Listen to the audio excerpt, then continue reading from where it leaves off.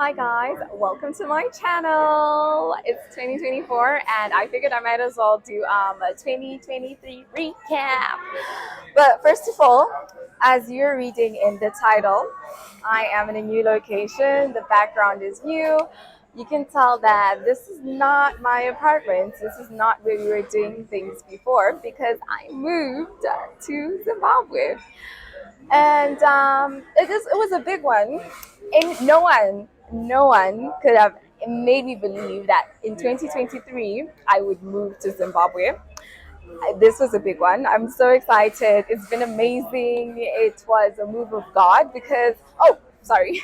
Welcome to my channel. This is the Purposeful Millennial. I make uplifting, insightful, and authentic content. Yeah, okay. We did the intro. Now we can get to the meat of the story. So yeah, 2023, I moved to Zimbabwe end of November.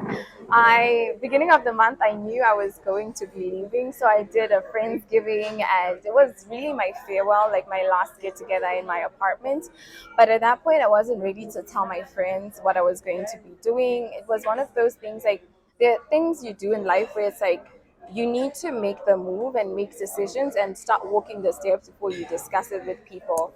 But really, one of the key things, what was a move of God? I remember for me, I've always wanted to do that one-way trip to Zim and just live Zim and all that, live in Zim. But I did it once. It wasn't time. I think it was not the God ordained moment for that to happen. But this time around, God's hand was heavy on Ashley. Moved to Zim. So basically, I mean, I'll say in truth, like first off, I feel like I felt like this. I don't know if maybe, but having lived in the U.S. and I think one of the worst fears when you're an international student, at least in my experience, over time there's this like the idea that the worst thing that can happen to me is I moved to Zimbabwe, I moved to my home country, and in truth that was where I was at that point. I was thinking this could probably be one of the worst possible outcomes. So, yeah, it was one of those things where that's how I felt. And I was at that point where I was just asking God, like, God, can you show me the things that I'm holding back from you? And I know at some point in 2023, like, God really showed me that my finances were a place I was not fully submitted. And I remember at that point, I was still working my consulting job and I started tithing a full 10%. Guys, I tell you, it wasn't easy, but one of the things I realized is like once I started doing it, like once the money's out, you don't even think about it, you don't even miss it. And a lot of people were speaking at church about living on the 90% and all of that. Like, guys, I lived on that 90% well. After I left my job, I lived on the 0% well too. And glory to God. I think he knew that that stage was coming, of course. So me being that place of just giving and really just releasing that financial responsibility to God, like surrendering it completely was a really helped me during that point when I wasn't working, but I still had around 3K of bills to pay.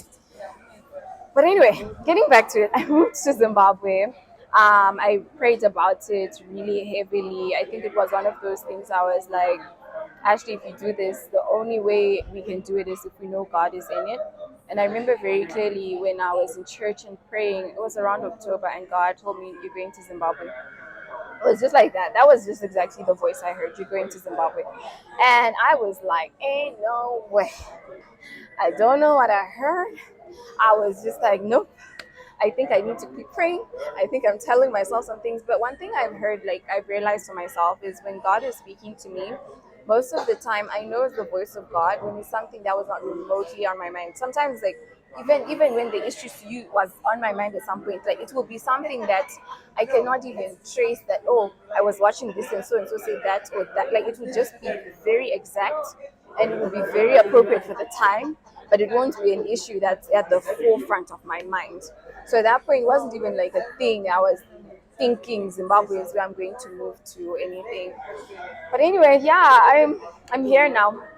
And I want to say so many things happened to the alignment that was there. Like I saw this I don't know if I saw it, I read it, or I heard it. but basically I had it in my notes, and when I was writing notes in church today, I came across it again, and it said, if it's God's will, it's God's bill. Like, guys, I tell you, this is God's will, because Zimbabwe has been God's bill. Everything about it. The key thing, my key testimony was when I was packing my bags. So when I was packing my bags, I was really like, I wanted to carry America with me. I wanted to carry America with me. I wanted all the things. I was just like, I really want to make sure I'm not uncomfortable. I don't know if I thought I was coming to a jungle. I don't understand. But I had that, like, I want to carry America with me. So basically, I packed my things. My entire kitchen was in boxes. So I had 2 boxes and almost a half dedicated to my kitchen appliances, my instant pot, everything I wanted to carry, my even my non-stick pans. I wanted to carry them. But God, I think one thing I'm also starting to realize too is that when God gives you an instruction, there are follow-up things that he speaks on it if you're like swaying away from the way he wants it done. So if God wants you to do a thing, he has a way he wants it done. And so I was in that place where I'm like, okay, this is what God wants me to do. Yes. And I was moving. I was like, okay, I bought my flight ticket, all that stuff. And one other confirmation that happened right before I bought my flight ticket, because I looked at the flights and I just sat on them. I was like, you know what, I'll make a decision eventually. And I went to church, and on the Sunday, the person who prayed with me was like, oh, do you want me to pray for anything? I was like, no, just pray that I'm on God's path, all that stuff. And I didn't tell her anything about making a decision to move. But she's one of the people who usually prophesies on people at Shiloh and all of that. So basically, I'm taking my communion, she's praying with me, and she's like, God told me to tell you to move. And she prays over the spirit of stagnancy and all of that stuff. And I knew exactly what God was telling me to move into. So that day, after that Sunday, like I literally went and I bought my ticket. But back to God's instruction about all of that. I bought my ticket, packing up my apartment, getting ready to move. And now I decide I'm carrying everything. Like, I'm not going to be uncomfortable in Zim. I'm going to have all my luxuries. And as I'm packing all these boxes and I'm worried about like over luggage and stuff, and I'm thinking extra bags, this, then God spoke to me again, and he's like, don't take America with you. Don't take America with you. That was an instruction. And so basically now I'm like, okay. So I started unpacking all the things, and I came down to the basics of like the clothes that I really, really needed, my skincare, because I do have sensitive skin. So I just wanted to make sure that I would have like that. And I had to just leave everything. Most of the stuff I ended up giving away for free, and a couple of stuff I sold for coins on Marketplace, and that was just a closed chapter. So on the day, on the day I was boarding my flight to come to Zimbabwe, I was at the passport. I was at the airport, and basically I had three. The first thing that happened in my apartment, I still had things to lose. Right, I needed to move out things, and I called this junk service. And the junk service is like, they come to my place and they say, we'll charge you $400 to take care of this like pile of things. So I'm like, ain't no way. Five, like 500 minimum. So basically, I am like, nope, you guys can go. My flight was in a couple of hours, and if you're not in the US, you know that if you leave things in your apartment, they will charge you even like more extravagant fee for taking care of, like, they'll call it junk that you leave in your apartment. So that was not an option, because I've been there, done that. It's expensive. I wanted to get my deposit back because the girl was going to Zim. And so basically, I just talked to my friends, and then some of them just wanted things. They came and they were like, oh, we want this, we want this, we want this. So most of the junk was gone. And then my other friend came and took some of the things, and 2 of my friends took some things to donation centers. And now my apartment was clear except for my couch and my bookshelf, which I actually wanted to sell. So at that point, I'm like, okay, I have my couch and my bookshelf, and I need to get rid of those. But then the other thing was that I didn't have a car to take them to my friend's place. So my friends say, you can come bring it, it's fine, I'll take care of it. Set it on Marketplace and they can pick it up from my place. So there's this guy, I rented chairs, like 10 folding chairs for $2 a chair for my Friendsgiving. Like, 2 or 3 weeks before that, and I just texted him like, "Hey, I know you have a truck because you bought the chairs in the truck, and I need to take my couch and the bookshelf to my friend's place. And can I just like rent your truck?" So the guy comes to my place. Bear in mind that I had gotten the other people, and movers were not even an option because the cost was insane. He basically, I went to the airport, and the guy came to my place, and my friend had my keys, took my couch and bookshelf to my friend's place, and when it came to payment, my friend texts me and he's like, "Did you pay this guy? Because he said it's okay." And I'm like, "What do you mean it's okay? Can you tell him like you know whatever?" And he said he meant it's okay. Like you don't need to pay him anything. So I Venmo the guy, like I just Venmo him $25. I'm like, if I use for gas or something. But I was so grateful. Like that was one of like there were multiple confirmations I'll just share too, but that was one of them.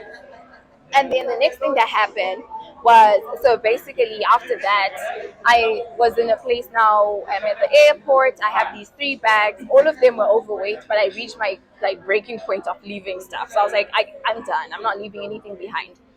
So the person weighs my 3 bags and they're like, "Yeah, this is gonna be a lot of extra money because this is a lot of stuff.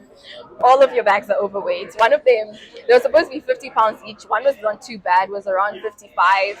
But the worst one, my third extra bag was 64. So online, I was flying Kenyan, and with Kenyan, you fly JetBlue from San Francisco to New York, and then Kenyan Airways from New York to Zimbabwe via Kenya. So basically, I tried to buy the third bag, like pay for it online, and I couldn't do it. So online, it was 150. And so I was like, okay, looks like I can't do it online. I'll do it at the airport.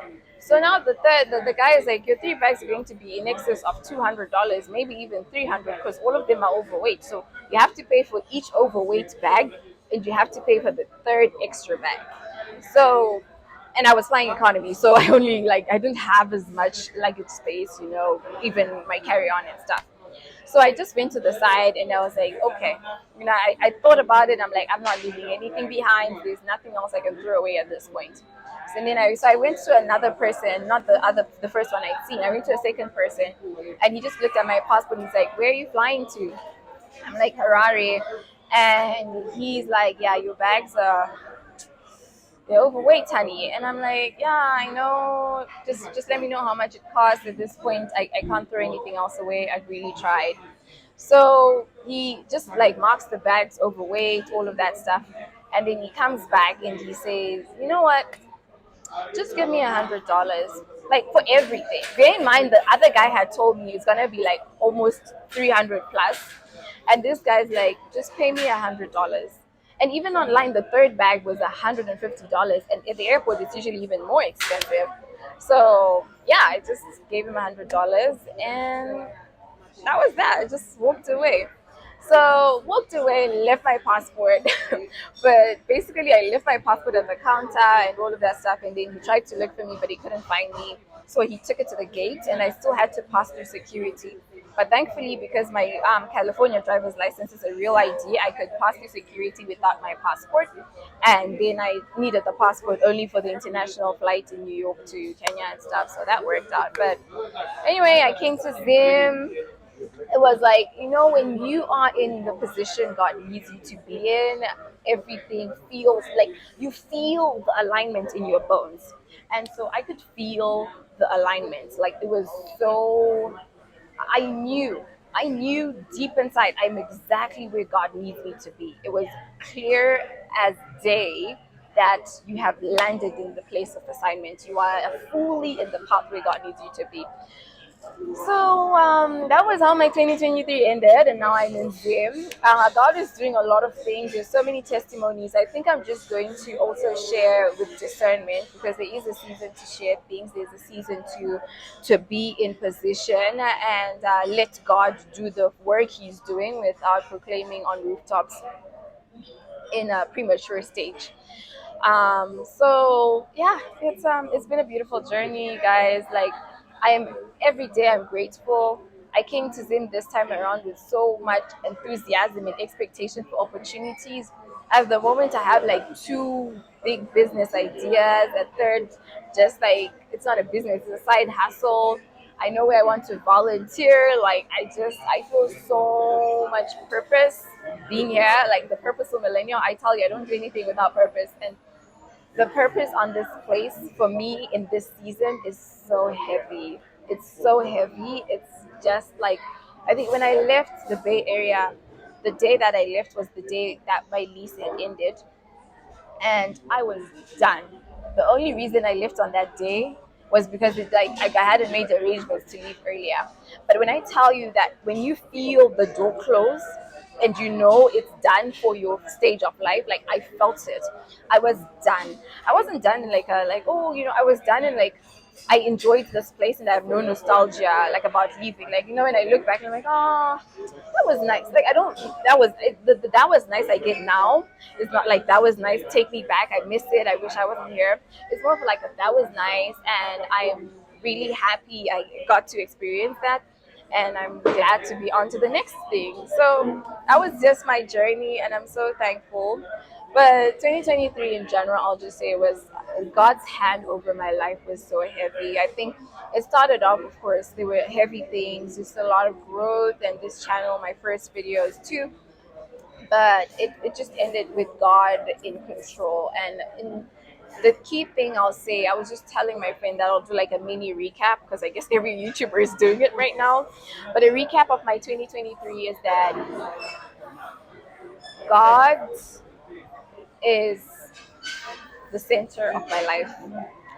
And there is provision in that. It doesn't come with poverty, it comes with peace, it comes with provision, it comes with a sense of purpose and like just the self-confidence. I think one thing that happened that I didn't expect to happen was the stronger my spiritual life was and was just growing, the better I became with like confidence. I was so confident. Like by the time the year ended, I remember I stated before in another video that they prayed for the spirit of confidence and just like you know just driving out timidity and fear on my birthday.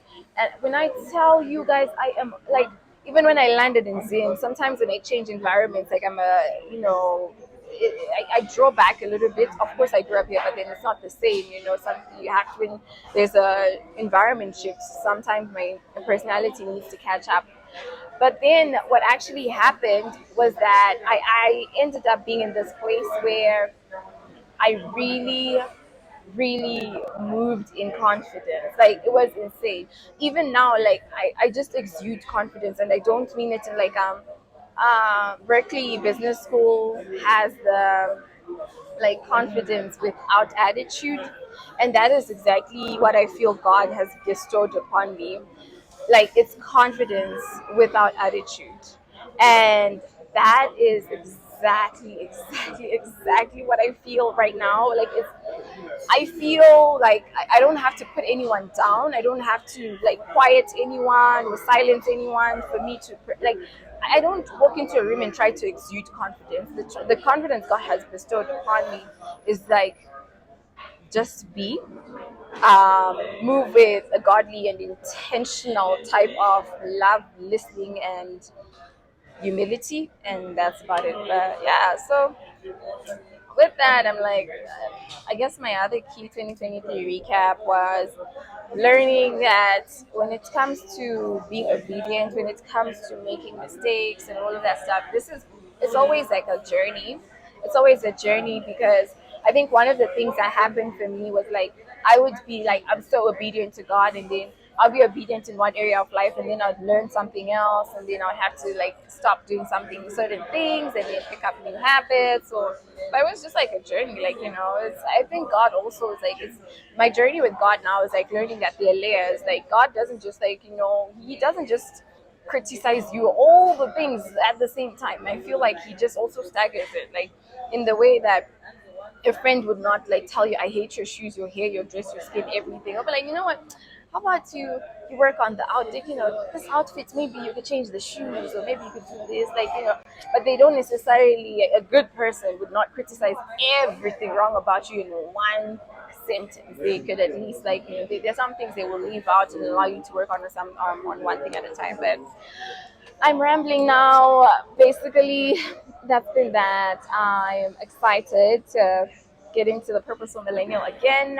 I think this is going to be my new filming spot because I was feeling the vibe when I came here last time and had coffee and yeah, pretty much that's about it. But thank you. Welcome to my channel. 2024, we're doing more consistent videos.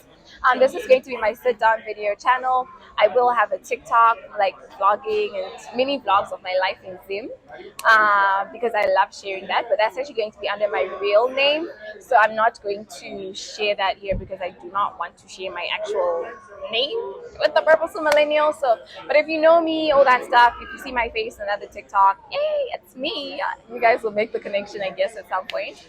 But God has been good. God has been faithful. I am like 2023.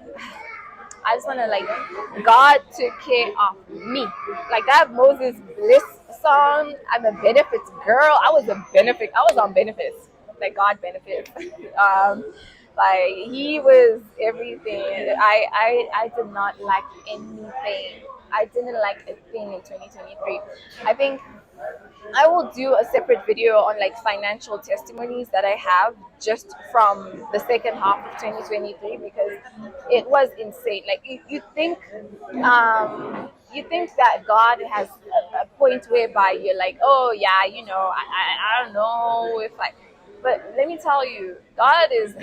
He doesn't hold back the numbers when it comes to finances. It doesn't matter. Like, I I will do a separate video on the financial testimonies. I don't want this to be too long. I just want to say welcome to 2024, guys. I'm so excited to be sharing more content here with my multiple backgrounds. I don't know, maybe I'll see new spaces that interest me and I like, but I'm about to catch coffee with a new friend, so I think I will pause it here and post this as is. I hope to find someone to edit my videos because I do not like editing videos, and I think I will probably just not even try too hard to do things I know are just not things I enjoy as much. I had to have other things to channel my energies to. Like I mentioned, we have two businesses, one side hustle, and an actual job to work on. So 2024 is about to be like banging, guys. It's like God help me.